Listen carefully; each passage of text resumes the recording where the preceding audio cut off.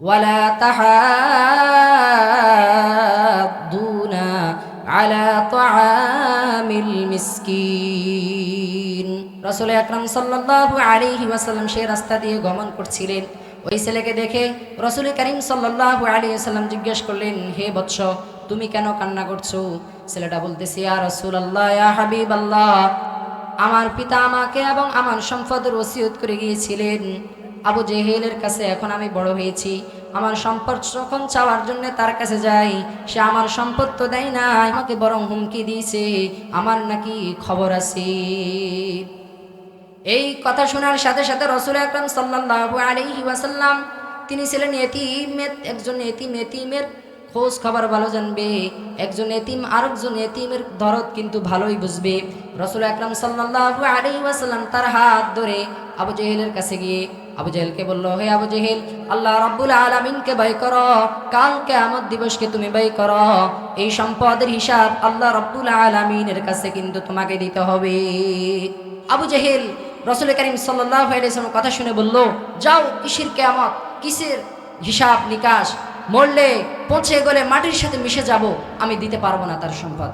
রাসূল আকরাম সাল্লাল্লাহু আলাইহি ওয়াসাল্লাম লম্বা ঘটনা, সেখান থেকে যখন বুঝানোর পরে সম্পদ দিল না, রাসূল আকরাম সাল্লাল্লাহু আলাইহি ওয়াসাল্লাম মনক্ষুণ্ণ হয়ে যখন ফিরছিলেন, রব্বুল আলামিন জিবরাইল আমিনের মাধ্যমে তখনই সূরাতুল মাউন পবিত্র কালামুল্লাহ শরীফের 107 নম্বর সূরা নাজিল করলেন। আল্লাহ রাব্বুল আলামিন পবিত্র কালামুল্লাহ শরীফের সূরা মাউনে বলে, আরাআইতাল্লাযী ইউকাযযিবু বিদ্দীন। আরাআইতা, হে নবী, আপনি চিনেন না, জানেন না, বুঝেন না, দেখেন না। আরাআইতার আরো অনেক মানা রয়েছে, কি চিনেন না, কি জানেন না। আরাআইতাল্লাযী ইউকাযযিবু বিদ্দীন, আপনি ওই ব্যক্তিকে চিনেন না যে কিয়ামত দিবসকে অস্বীকার করে। এরপরে আবু জেহেলের আরেকটা বদখাসলাতের কথা আল্লাহ রাব্বুল আলামিন এরপরে আয়াতে বলে, ফাযালিকাল্লাযী ইয়াদউল ইয়াতীম। আবু জেহেলের আরেকটা স্বভাব হলো, সে এতিমদেরকে ঠকানোর জন্য এতিমদেরকে ঘাড় ধাক্কা দিয়ে বের করে দেয়। এজন্য বুঝুন, বুঝে থাকলে বলুন, এতিমদেরকে ঠকানো, এতিমদেরকে ঘাড় ধাক্কা দিয়ে বের করা, এটা কার স্বভাব? আবু জেহেলের স্বভাব। এতিমদেরকে ঠকানো, এতিমের সম্পদ অন্যায়ভাবে হরণ করা, অন্যায়ভাবে ভোগ করা, এটা কার স্বভাব? আবু জেহেলের স্বভাব। এরপর আয়াত আল্লাহ রাব্বুল আলামিন বলেন, ওয়ালা ইয়াহুদ্দু আলা তুআমিল মিসকিন। আবু জেহেলের আরেকটা বদ খাসলত ছিল, সে মিসকিন অসহায় নিঃস্ব ব্যক্তিদেরকে খানা দিত না, সাহায্য করত না। শুধু তাই না, যারা খানা দিত, যারা সাহায্য করত, তাদেরকেও সে বাধা দিত। এতিমদেরকে সম্মান করতে হবে, এতিমদেরকে স্নেহ করতে হবে, এতিমদের দায়িত্ব নিতে হবে। এতিমদেরকে কেন সম্মান করব, এতিমের হক কেন আদায় করব? আল্লাহর হাবিব জনাব মুহাম্মদুর রাসূলুল্লাহ সাল্লাল্লাহু আলাইহি ওয়াসাল্লাম বলেন, ওই ঘর কতই না উত্তম যে ঘরের ভিতরে এতিমের সাথে ভালো ব্যবহার করা হয়, আর ওই ঘর কতই না নিকৃষ্ট যে ঘরের ভিতরে এতিমের সাথে খারাপ আচরণ করা হয়। যারা এতিমের দায়িত্ব নেবে, এতিমের অভিভাবক হবে, এতিমের দেখাশোনা করবে, রাসূল আকরাম সাল্লাল্লাহু আলাইহি ওয়াসাল্লাম বলেন, আনা ওয়া কাফিরুল ইয়াতীম কাহাতাইনি ফিল জান্নাহ। এতিমের অভিভাবক যারা হবে, আমি রাসূল আকরাম সাল্লাল্লাহু আলাইহি ওয়াসাল্লাম তার সাথে জান্নাতে পাশাপাশি থাকবো। আল্লাহর হাবিব জনাব মুহাম্মদুর রাসূলুল্লাহ সাল্লাল্লাহু আলাইহি ওয়াসাল্লাম বলেন, যারা এতিমের দায়িত্ব নিবে, এতিমের খোঁজ খবর নিবে, এতিমকে ভালোবাসবে, আল্লাহর হাবিব বলেন, জান্নাতে আমি এতিমের অভিভাবক, আমি এবং আল্লাহর রাসূল জান্নাতের ভিতরে একসাথে থাকবো।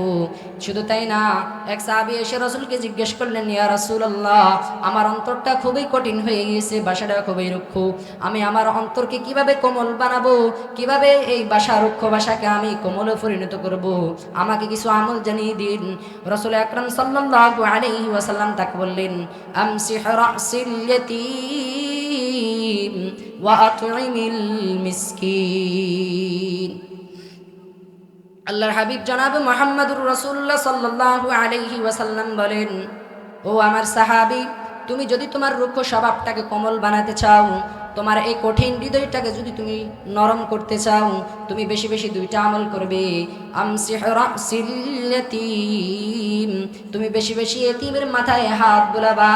আরেকটি আমল তুমি বেশি বেশি করবা, ওয়া আতইমিল মিসকিন, আর নিঃস্ব অসহায় মিসকিনদেরকে তুমি বেশি বেশি খানা খাওয়াবা।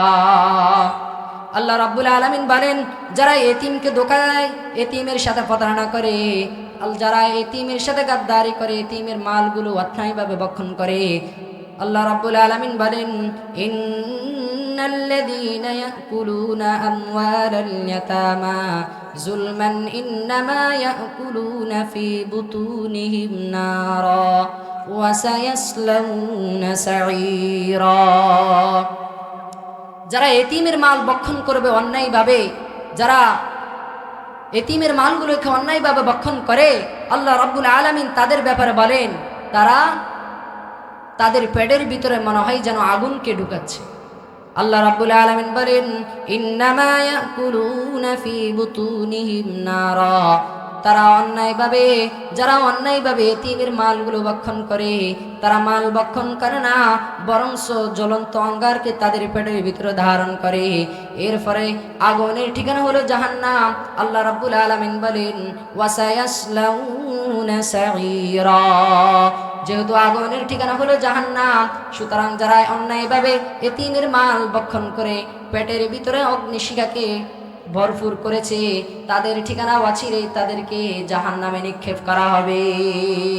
এজন্যে আমরা কবু এতিমকে ঠকাবো না, এতিমকে আমরা ভালোবাসবো, স্নেহ করব, এতিমের হকগুলো আমরা যথাযথভাবে আদায় করে দিব, আদায় করে দেওয়ার জন্য চেষ্টা করব। এজন্য আমাদের রিজিকের ভিতরে যে সমস্ত অভাব অনটন আসে, আমাদের রিজিকের ভিতরে প্রশস্ততা থাকা সত্ত্বেও আমরা ভালোভাবে চলতে পারি না, খেতে পারি না, আমাদের জীবনকে আমরা সমৃদ্ধ করতে পারি না, তার অন্যতম কারণ হলো আল্লাহ রাব্বুল আলামিন বলেন, এতিমের মালগুলোকে ভক্ষণ করা, এতিমকে সম্মানয়ন করা। এরপরে আমাদের রিজিকের ভিতরে সংকীর্ণতা আসার আরেকটি কারণ হলো ওয়ালা তাহাদ্দুনা আলা তাআমিল মিসকিন। রিজিকের ভিতরে সংকীর্ণতা আসার আরেকটি কারণ হলো তোমরা মিসকিন, অসহায়, নিঃস্ব মানুষদেরকে তোমরা খানা দাও না, নিঃস্ব মানুষদেরকে তোমরা সাহায্য করো না।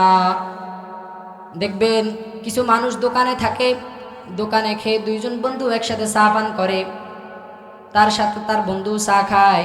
একজন গরিব এতিম মিসকিন তাকে দেখে যখন দোকানে গিয়ে জিজ্ঞেস করে, ভাই আপনি আমাকে 5টা টাকা দেন, আমি একটি রুটি খাবো। সে সাথে সাথে যখন টাকা দেওয়ার জন্য চেষ্টা করে, তার বন্ধু বলে, তোমার এই 5 টাকা দেওয়া লাগবে না, তুমি পকেটে ঢুকাই নাও, এই 5 টাকা দিয়ে একটা সিগারেট খাইও, তাও ভালো হবে। দেখবেন এই সমস্ত মানুষগুলা এতিমকে ঠগায়, তারা তো নিজেরা দেয় না, বরং যারা এতিমকে দিতে যায়, মিসকিনদেরকে সাহায্য করতে যায়, তাদেরকেও তারা ঠগায়। আল্লাহ রাব্বুল আলামিন বলেন, বান্দা ওয়ালা তাহাদ্দুনা আলা তাআমিল মিসকিন, তোমরা তোমাদের জীবনের ভিতরে সমৃদ্ধ পাও না, তোমাদের জীবনকে তোমরা আলোকিত করতে পারো না, টাকা থাকা সত্ত্বেও তোমরা ভাত খেতে পারো না, সম্পদ থাকা সত্ত্বেও তোমাদের জীবনকে তোমরা সাজাতে পারো না। তার অন্যতম কারণ হলো তোমরা মিসকিনদেরকে ঠকাও, মিসকিনদেরকে তোমরা সাহায্য করো না। আলহামদুলিল্লাহ, সময় খুবই সংকীর্ণ। আল্লাহ পাক রব্বুল আলামিনের কাছে আমরা শুকরিয়া জ্ঞাপন করি। এই তাফসীরুল কোরআন মাহফিল 2 দিন ব্যাপী, দেশ বরেণ্য বহু আলামায়ে কেরাম এখানে আসবেন, বহু দেশ বরেণ্য ওলামায়ে কেরামের শুভাগমন হবে। পবিত্র কালামুল্লাহ শরীফ থেকে তিনারা চমৎকার বিষয় নিয়ে আলোচনা করবেন, আপনারা শুনবেন মন প্রাণ খুলে, আপনারা থাকবেন ইনশাআল্লাহুল আজিজ, আমাদের জীবন পরিবর্তন হয়ে যাবে। আজকে আমার এই বক্তব্য আমি এখানেই শেষ করছি।